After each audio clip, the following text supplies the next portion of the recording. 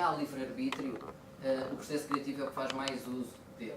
E então, quando daqui a um dia, daqui a uma semana, um mês, quiserem criar uma ideia, o que devem pensar logo é, não há nenhuma ideia má, nenhuma ideia é patética, por mais ridícula que pareça, não é. Não se deixem ir abaixo à primeira, porque criar uma ideia é como quando se compra uma casa. É basicamente ligar as torneiras e ao início sai aquela água barrenta e só depois é que sai a água límpida.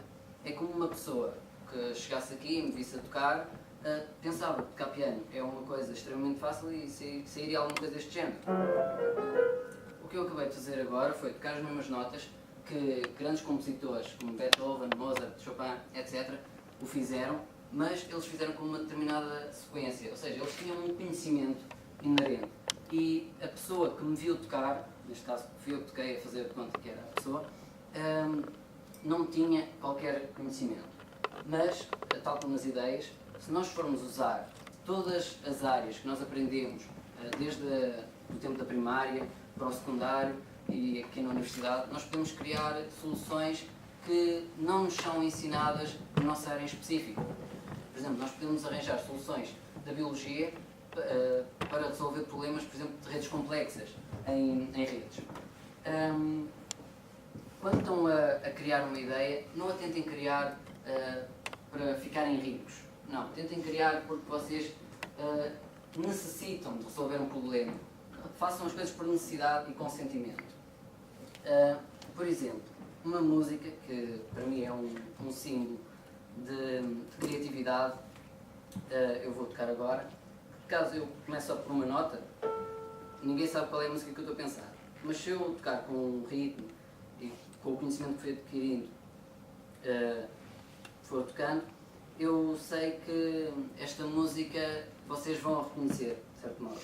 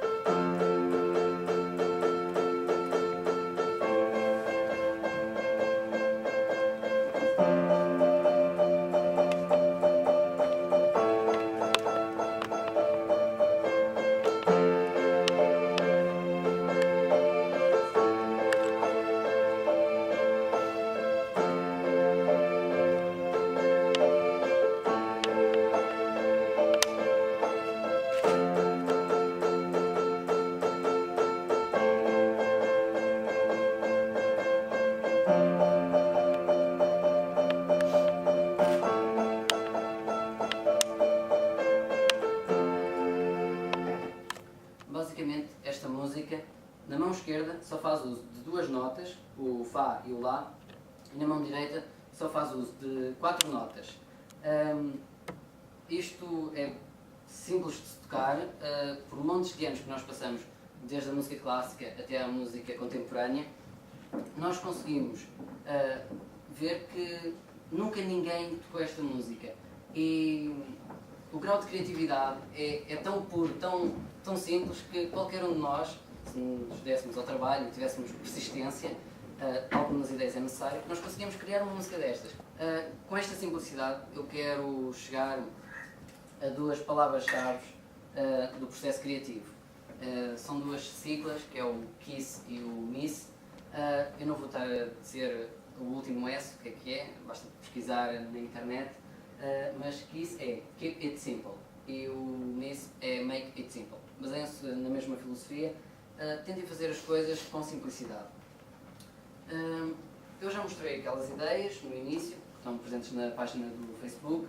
Toquei uma música dos XX, e aí é normal surgir a pergunta: mas isso são pessoas que trabalharam durante anos e anos para fazer isso. Eu não estou num curso, não estou a tirar um curso para saber como fazer ideias. Bem, saber fazer ideias não é muito complexo, e eu, para esta apresentação, tentei criar uma música da minha autoria, que espero que seja suficientemente boa para convencer que ser criativo, que eu vou explicar mais à frente como é que nos podemos inspirar para ter boas ideias. Espero que esta música vos consiga também inspirar de certo modo.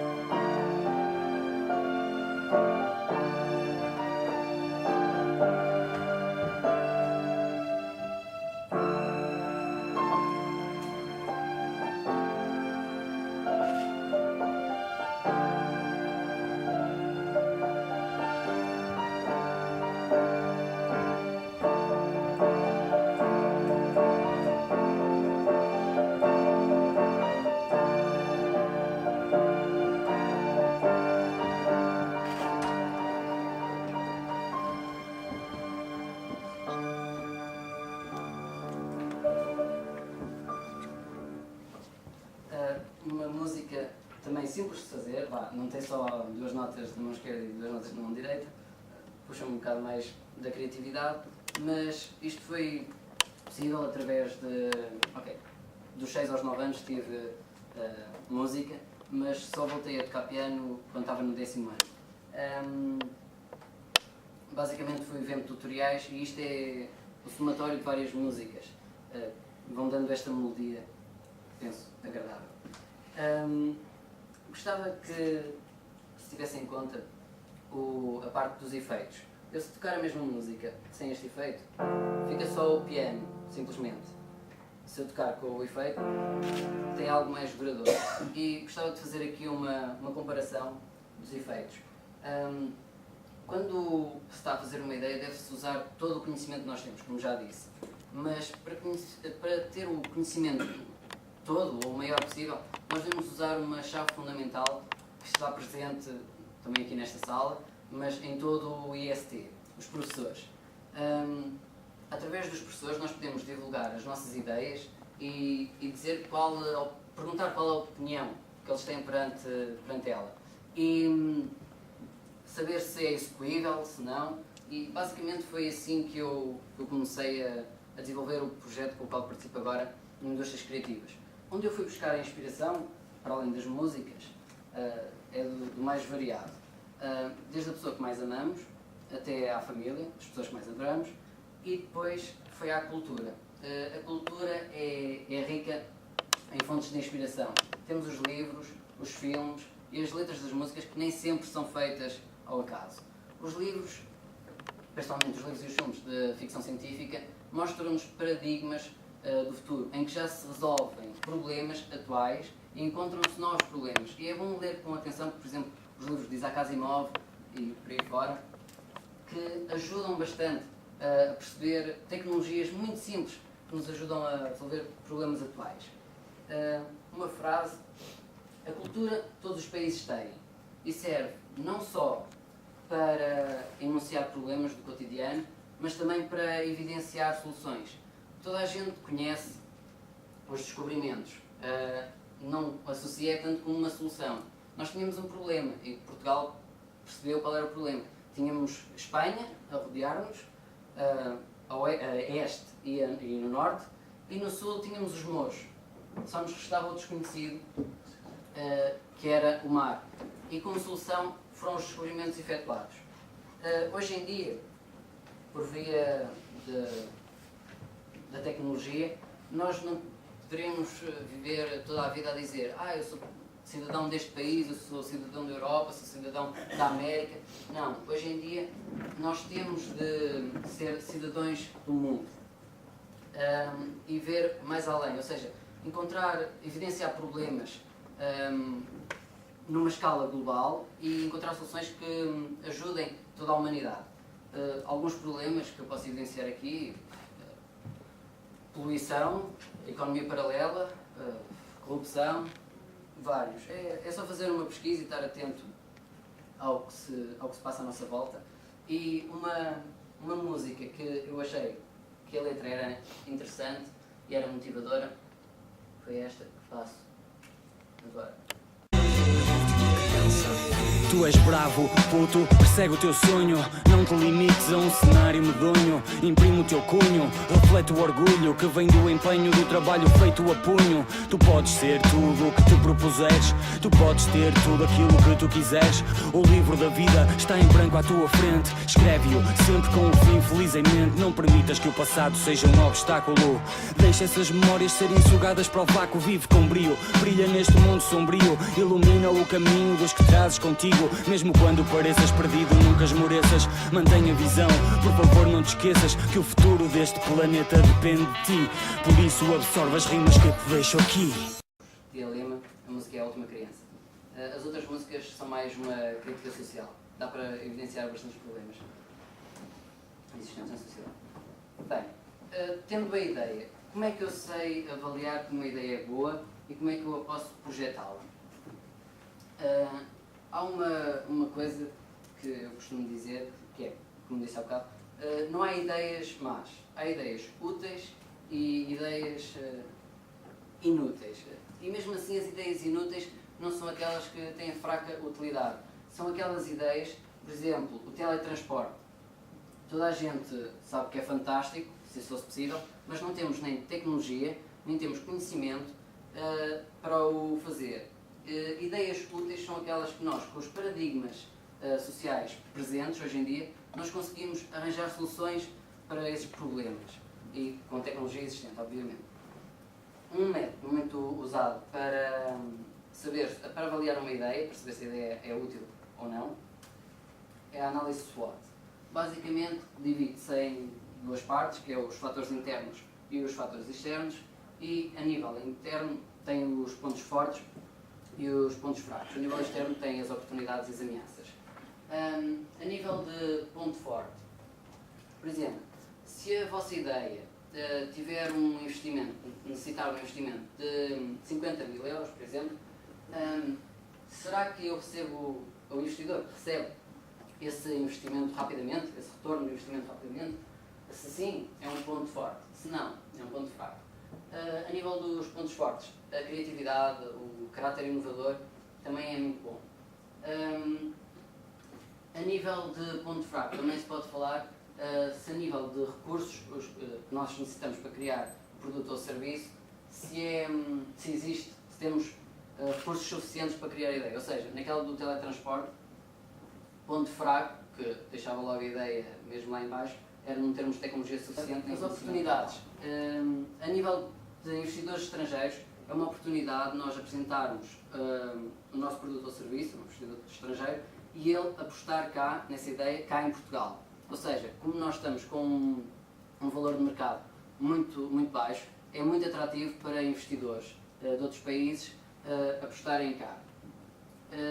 A nível de ameaças, se nós estivermos a solucionar um problema já, entre aspas, solucionado, ou seja, se o nosso projeto for muito parecido com outros, aí é uma grande ameaça e devemos rever toda a ideia de modo a que conseguimos ou mudar a ameaça para a oportunidade do ponto fraco ou até apagar completamente a ameaça e também o mesmo com o ponto fraco.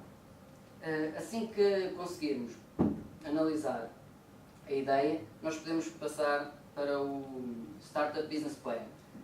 O Startup Business Plan é um plano de negócios que, quando se cria uma empresa, creio que todas as pessoas têm de passar por ele. Porque dá para ter uma previsão do que é que se irá fazer durante os primeiros 5 anos e estar de um modo estável no mercado. Não vou falar aqui do Startup Business Plan, mas vou falar do que consegue levar até esse plano de negócios, que é o Business Model Canvas. Com o Business Model Canvas nós conseguimos basicamente responder a todas as questões, ou quase todas, que surgem no Startup Business Plan. Aqui, Key Partners são as parcerias-chave, ou seja, nós temos um produto ou serviço que se pode enquadrar bem se tivermos uma parceria com uma empresa privada ou pública, Key Activities. Aqui explicamos qual é a nossa atividade-chave, o que é que nós queremos fazer, se é um produto ou serviço que está direcionado a nível doméstico ou a nível de gestão, etc. A nível de Key Resources, quais são os recursos que nós necessitamos? Precisamos de uma fábrica, precisamos de programadores, precisamos de materiais, etc.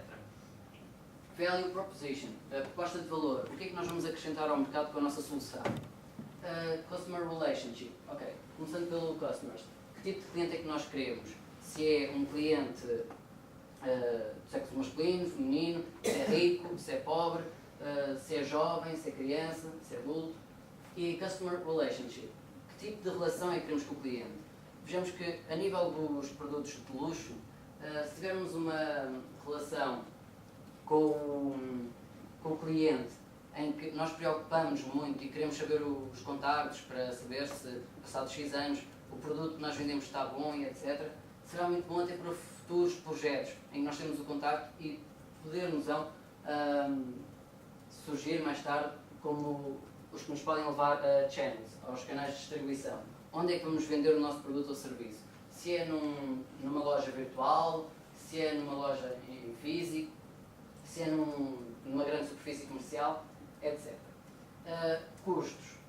Nos custos não só aparece o custo do produto final, mas também como empregados, viagens para conferências, etc. Por exemplo, se nós desenvolvermos um novo tipo de telemóvel, nós temos de saber onde é que vamos apresentar numa feira, supostamente, de tecnologia, de dispositivos móveis.